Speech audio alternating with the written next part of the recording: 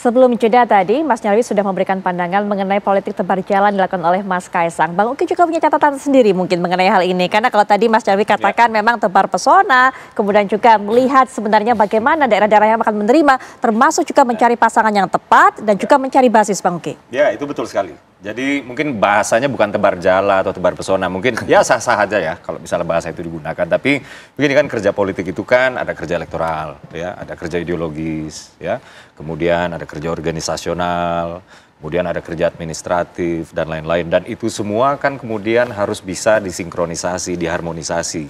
Dan pemain-pemainnya, aktor-aktornya itu juga kan ada banyak. Artinya di sini ada pemilih, ya. Kemudian juga ada sesama politisi, kemudian juga ada partai politik. Kurang lebih seperti itu ya. Jadi ketika dinamika politik begitu cair, tentunya kami menginginkan yang terbaik. Yang pertama adalah terbaik kalau kita berbicara soal konteks DKI Jakarta. Kami menginginkan yang terbaik untuk warga DKI Jakarta dengan segala kompleksitas permasalahannya lah, yang macetnya misalnya ya, yang banjirnya atau lain-lain lah gitu ya. Dan kami juga harus membumi juga memikirkan kelangsungan partai ini ya, terutama yang ada di DKI. Apabila misalnya kami memilih calon A, calon B akan disandingkan dengan siapa, termasuk apabila Mas Kaisang maju, ini nanti dampaknya apa untuk PSI terutama di DKI dan juga nasional dan lain-lain gitu. Jadi apabila kemudian publik dapat melihat ya, sebenarnya publik sendiri juga test the water juga gitu, karena misal yang tadi saya katakan yang di Bekasi itu kan datangnya nggak dari kami gitu. Kemudian pernah juga kawan-kawan beberapa orang kader Gerindra yang mengusulkan Mbak Erina ya, istri Mas Kaisang, untuk maju di Sleman ya misalnya, ya itu juga kan nggak dari kami. Atau yang di Surabaya itu juga kan nggak dari kami gitu. Jadi saya pikir semua orang sekarang sedang mencari format yang terbaik lah untuk daerahnya masing-masing, menurut perspektifnya masing-masing ya, terutama partai politik menginginkan apa yang menjadi cita-cita politiknya itu kemudian tertuang ke dalam kebijakan di daerah masing-masing di pilkada tersebut. Kurang lebih seperti itu, Mbak. Karena Bang Uki juga menyinggung masalah soal partai dan juga para pendukung ya, Pak Pantas. Apakah memang ada ketakutan tersendiri dari PDIP kemudian tidak mengusung atau juga tidak setuju memasangkan Pak Anies dengan Mas Kaisang? Apalagi kalau kita lihat mungkin suara perolehan dari PDIP kemudian juga PS ini bersinggungan di beberapa wilayah Jakarta, termasuk juga Jakut dan juga beberapa daerah lainnya di Jakarta, Pak Pantas. Sebenarnya tidak ada ketakutan apa-apa. Kita hanya ingin memberikan yang terbaik kepada Jakarta. Baik itu dalam konteks warga maupun penghuninya maupun tempatnya. Nah, itu dalam dua posisi itu saya tahu persis betapa rumitnya problem Jakarta. Nah, dan salah satu hal yang mungkin ini juga menjadi semacam kritik, sudah berulang kali kita mengalami pergantian kepemimpinan, tetapi tidak ada satu kesatuan konsep dari awal sampai dengan sekarang ini.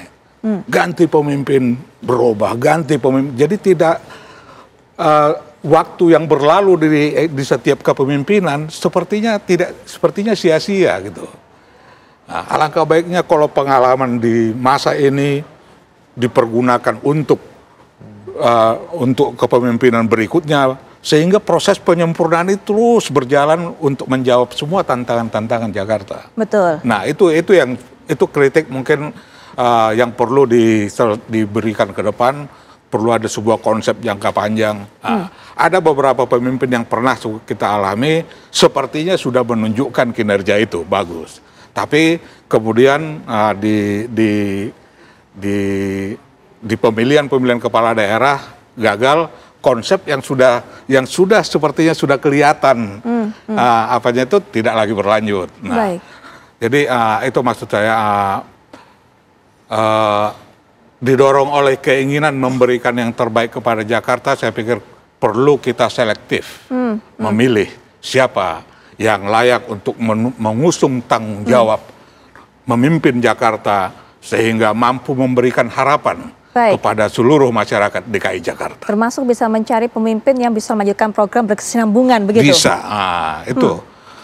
Tapi bukankah kemudian jika Pak Anies bersama Mas Kaisang juga dengan basis yang dimiliki masing-masing saling menguatkan, saling melengkapi?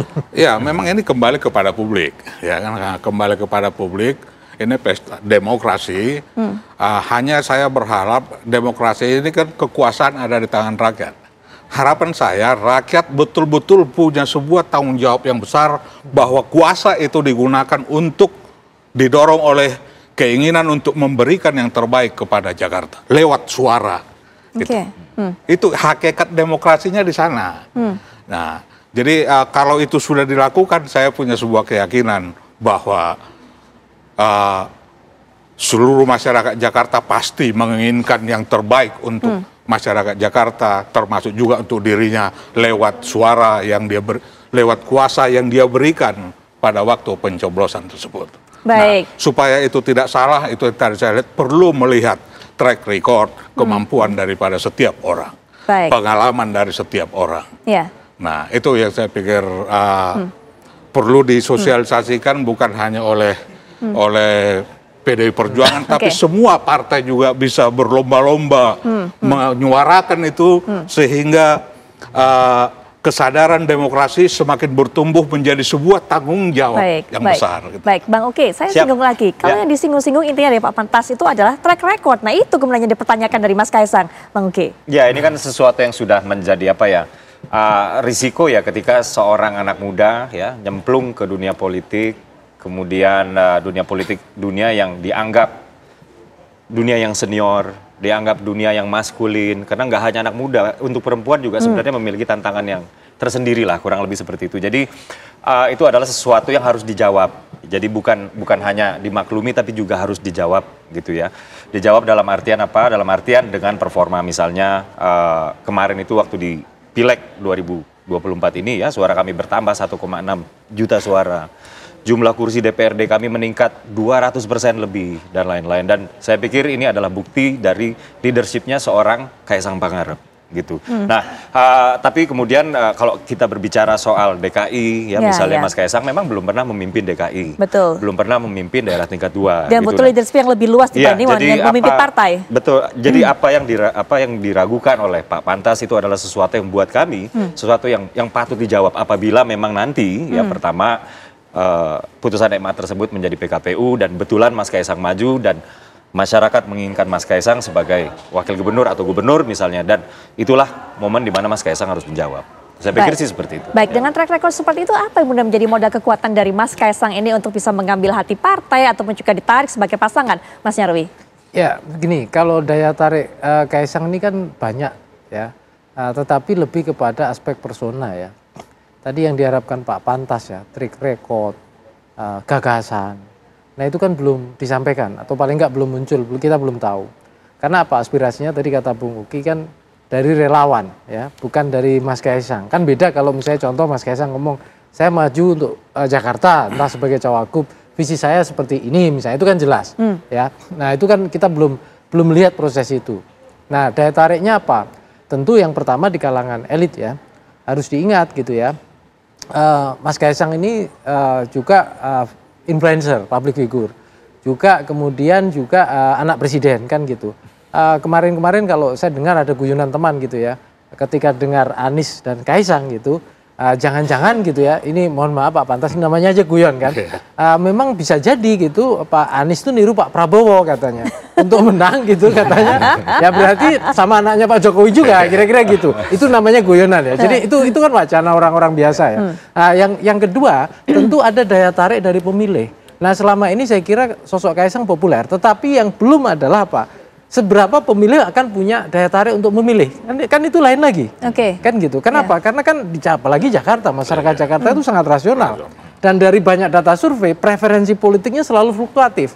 Data survei nggak lebih umurnya dari 2-3 minggu lah, selalu berubah gitu ya, untuk khusus Jakarta seperti itu. Nah apalagi ini artinya apa? Medan elektoral yang dihadapi Mas Kaisang pun ini medan yang jauh lebih keras, khusus DKI Jakarta ya. Betul. Nah saya kira ini tantangan yang juga tentu saja akan menjadi PR gitu bagi siapapun yang mendorong Mas Kaisang atau menariknya menjadi calon wakil gubernur, khususnya juga termasuk bagi PSI Bung Uki kan gitu, karena menyangkut citra partai, resiko, prospek dan lain-lain kan gitu. Nah ini saya kira masih dinamis ya, Putri ya, sampai hari ini kita tentu masih akan lihat, karena tidak hanya, saya kira tidak hanya disebutkan dengan Anies ya, dengan RK, bahkan Mas Kaisang nyebut sendiri, mungkin nanti akan bisa aja muncul ada yang lain, atau mungkin muncul di tempat lain juga kan gitu. Kita kan juga tidak tahu kan gitu. Karena ini masih apa ya, selalu berubah-ubah kira-kira itu. Dan di tempat lain popularitas mungkin lebih dipertimbangkan secara menjadi modal besar dibandingkan DKI Jakarta, Mas Nyarwi? Ada kemungkinan, tetapi kan harus kita lihat faktor-faktor elektoral apa yang bisa satu ya bagi misalnya sosok figur yang menggandeng Mas Kaisang sebagai calon wakilnya itu apa mampu katakanlah popularitas Mas Kaisang ini pasti populer kan, itu bisa punya apa dikonversi ya, punya daya tarik ke elektabilitas. Nah itu saya kira butuh banyak hal, butuh berbagai ya instrumen elektoral kira-kira gitu untuk mendekati. Nah saya kira juga ada wilayah yang memungkinkan gitu. DKI termasuk menurut saya paling keras. Buktinya apa? Mungkin ada beberapa teman yang bikin survei dan mungkin juga belum bagus-bagus, belum tinggi-tinggi lah ya suaranya gitu. Tapi mungkin ada daerah lain yang lebih bagus juga. Artinya memungkinkan ibarat kita menanam itu kita tanam pohon yang sama tapi lebih subur kira-kira gitu dibandingkan di tempat yang mungkin lebih susah kira-kira gitu Putri. Baik, nanti kita akan lanjutkan kembali bagaimana mengubah tadi popularitas menjadi elektabilitas, tapi setelah jeda berikut ini kami sudah kembali.